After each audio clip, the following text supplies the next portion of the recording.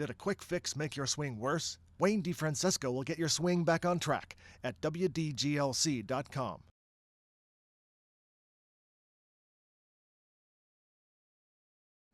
Hey there everybody, Wayne Defrancesco here. We're looking at Zach Johnson. One of the not big guys on the PGA Tour. He's 5'11", listed at 5'11", and 160. But one of the great control players. Certainly a representative of the smaller guy, still being able to compete at a high level and be one of the best players on the PGA Tour. Very interesting action here. A lot of fun to look at, fun to watch him play. Great penetrating ball flight.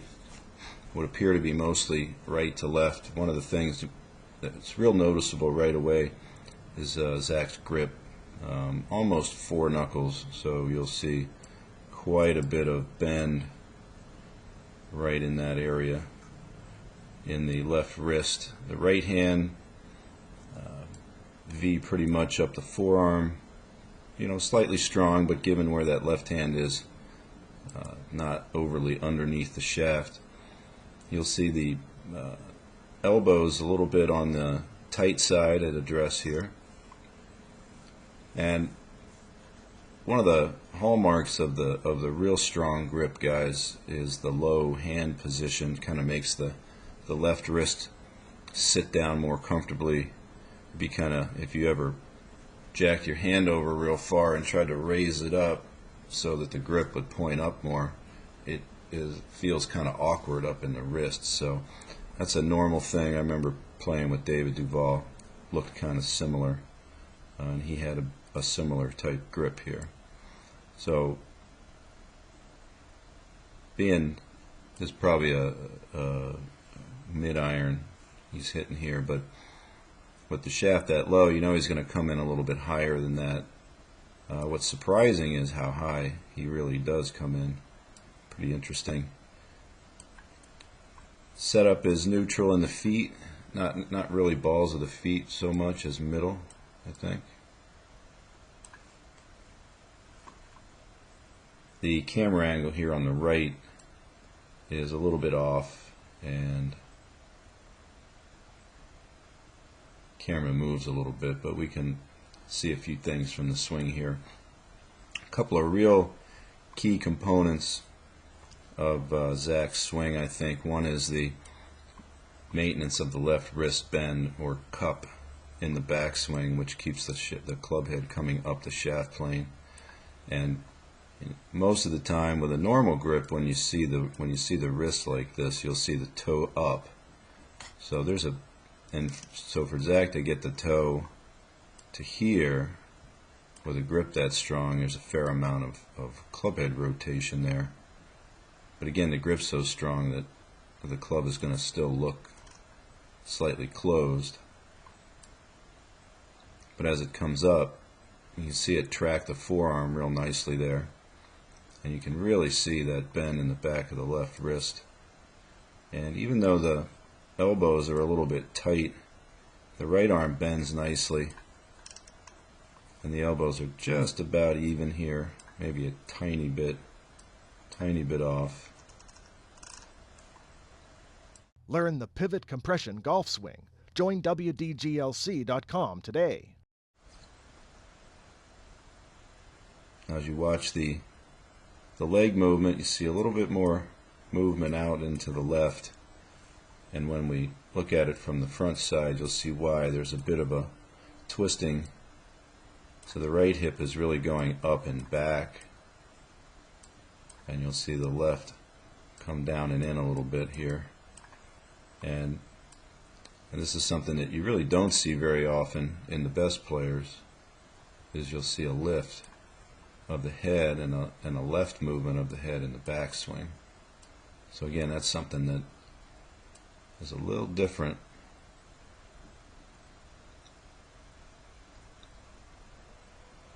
And this is one of those biz hub things, of course, right at the moment where you'd want to really see how the body works in transition, they stop the thing and put a circle around the club face. Well, of course, you know, it's going to be closed, or it's going to appear closed at the top no matter what he does, just because the grip is so strong. But look at that wrist position, pretty cool right here.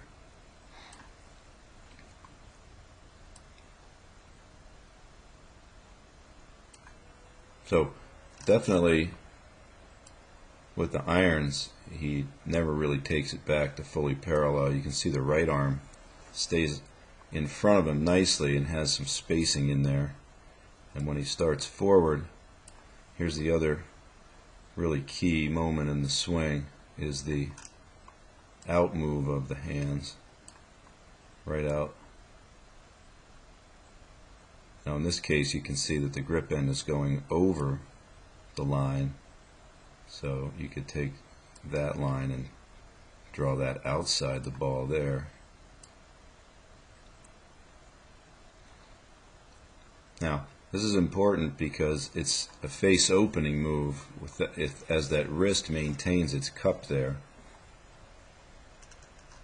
When the shaft shallows like that and the hands come out, this is dragging that face open. Now on this particular shot you can see that his club is coming more from behind him and a little bit on the in to outside here. It's a par 3, might be a long one, so this might be more of a longer iron.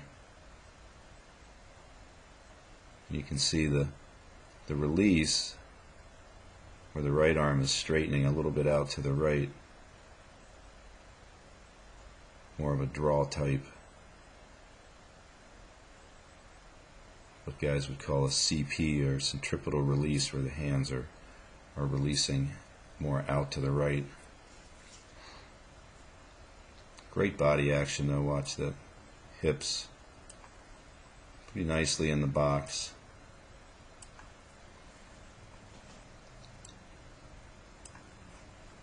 Now I wanted to show you that movement. Now this is a good camera angle, but it's not filmed with shutter speed. But here you can see the catch.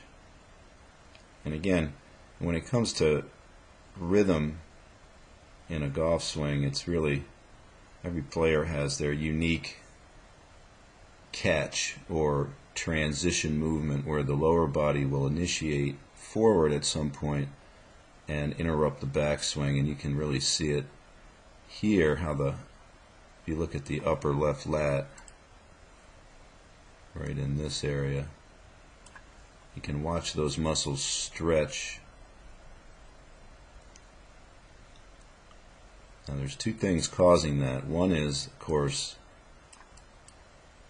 the drive off the instep of the right foot, and you can see that in the backswing he'll move that hip behind him and begin to drive it almost toward the target real early.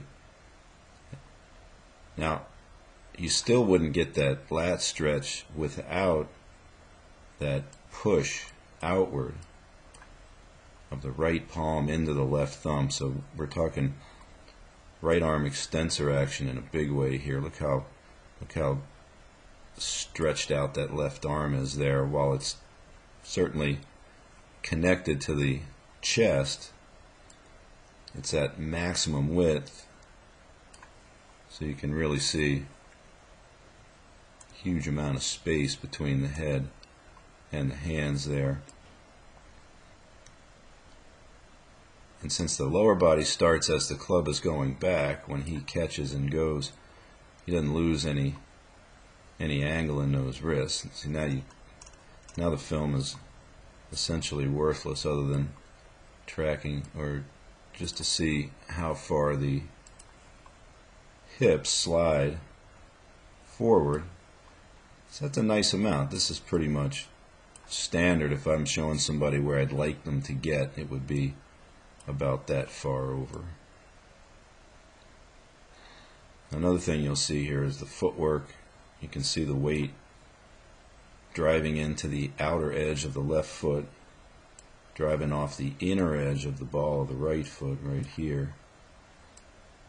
and so much push. Watch the right toe slide an inch or two. And if we look at that other face-on view, now this is what I see a lot in ball strikers, really good ball strikers, and it's something that is missing in a lot of the decent players that I teach, and I'm trying to instill it in them. And I try to put this into my own swing. It's gotten a little weak the last few years, but even though it looks like the club might be releasing to a tiny little flip action, watch what happens when he drives the club into the ground and bends that shaft back. Watch the right wrist. It will actually, in this area, gain angle, and the left wrist right here will respond by bowing forward. So the pressure against the ground here, the idea is that the ground is pretty much pushing back against the club. The shaft is now bending this way. The right hand feels pressure inward in here, and the right side is just driving like crazy as the hips drive over that way. So it's attempting to compress the club into the ground after the ball and just almost driving the ball into the ground. Now, when you do that, it really requires you to open up. So one of the drills I like is a split-handed punch shot, which requires you to open up your body so you don't hit it fat. But look at that extension right there. So if you're hitting a punch shot, this is where you'd love to finish. Again, watch the footwork. Now, the finish, he's been described as actually, holding off shots. He doesn't, you can see it. Look at the face of the club here. So the last thing he's doing is blocking the release or holding off the club. The reason that it looks like this is that if you jack your left hand over so that it's as strong as he has it, and then you release your right hand fully like you're throwing a ball. So check out the right wrist up here like that. This wrist is going to bend back, and it's really going to appear that the left arm it won't be able to rotate like other guys to get to a finish that's more conventional, so to speak.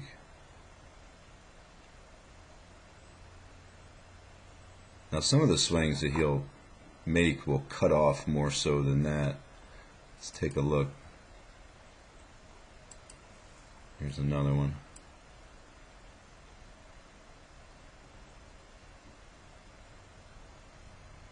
Again, pretty cool. Low hands, club head outside the hands, left wrist cupped. Real nice elbow level position. Beautiful wrist position and shaft plane position at the top. Definitely maintains most of the flex in his right.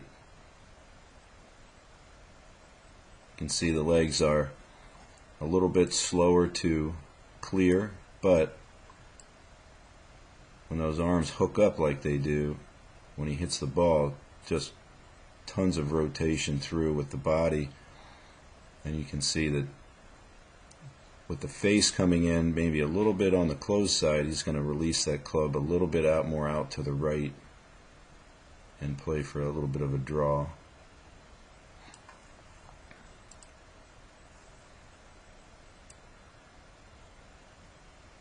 Here's more of a hold-off shot here.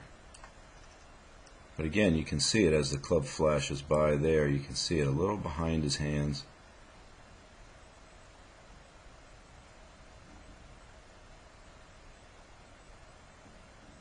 Little cut-off swing there.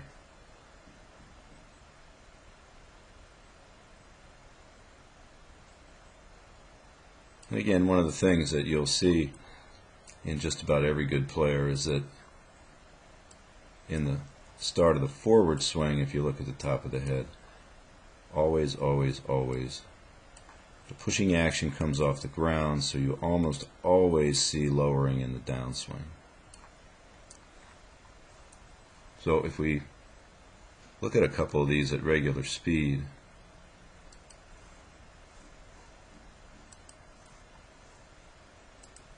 let's take a peek here.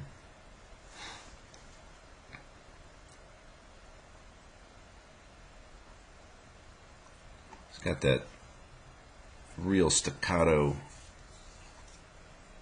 tempo. It's not necessarily fast, but it's quick and aggressive, and he really puts a great strike on the ball. So cool looking swing, great player, great guy to watch.